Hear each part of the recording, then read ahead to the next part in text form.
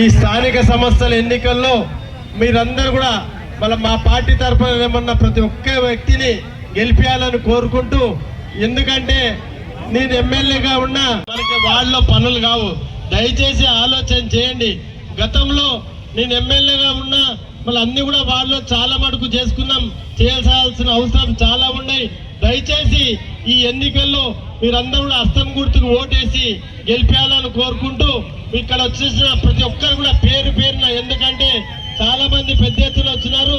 ఈరోజు మళ్ళీ ఈ నామినేషన్ పర్వం 5 గంటల వరకు ఉంటుంది. ఇక్కడ మున్సిపాలిటీకి పంపిస్తే మీ స్థానిక సమస్యల మీద పూర్తిగా తెలిసిన వ్యక్తులు నిలబెట్టాం. ఈసారి వాళ్ళు మీ సమస్యలను తీర్చడానికి మీ ముందుకు వస్తున్నారు.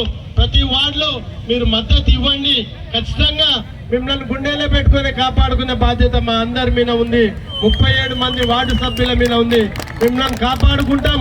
అన్ని వార్డులలో అభివృద్ధి అనేది ఈ విధంగా చేయొచ్చు అని చేసే విధంగా చూపిస్తామని తెలియజేస్తూ, వాళ్ళు ఇప్పటివరకు ఇందిరమ్మ ఇండ్లు కానీ, అదేవిధంగా జీరో అంటే అందరూ ఎలక్ట్రికల్ అంటే బిల్లులు కూడా, జీరో బిల్లులు కూడా కొంతమంది వార్డులో తిరిగినప్పుడు కొన్ని బిల్లులు కాలేదు, జీరో బిల్లులు కాలేదని వార్డులో సమస్యలు చెప్పినారు. ఆ సమస్యలు కూడా తీరుస్తా. ఖచ్చితంగా ఒక్కసారి నా మీద నమ్మకం పెట్టి 37 మందిని గెలిపేయాలని కోరుకుంటున్నాను. ఎందుకంటే రకరకాల వ్యక్తులు వస్తారు, అబద్ధాలు చెప్పే వ్యక్తులు వస్తారు. వాళ్ళు ఎప్పుడూ స్థానికంగా ఉండే వాళ్ళు కాదు. 24 గంటలు నేను స్థానికంగా ఉంటా. అర్ధరాత్రి వచ్చినా మీకు నా ఇల్లు ఎప్పుడు తెరిచే ఉంటాయి. వాకిల్లో అర్ధరాత్రి వచ్చినా పని చేయడానికి సిద్ధంగా ఉంటా. వాళ్ళలాక వీళ్ళలాక హైదరాబాద్లో ఉండి చెయ్యను, స్థానికంగానే ఉంటా. ఎవరో వచ్చి మన గద్వాల మీద పెత్తనం చేస్తే ఆ పెత్తనాన్ని మీరు గౌరవిస్తారా?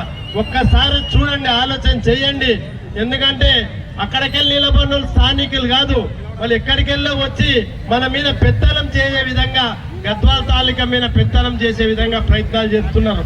ఒక్కసారి మీరందరూ ఆశీర్వదించండి.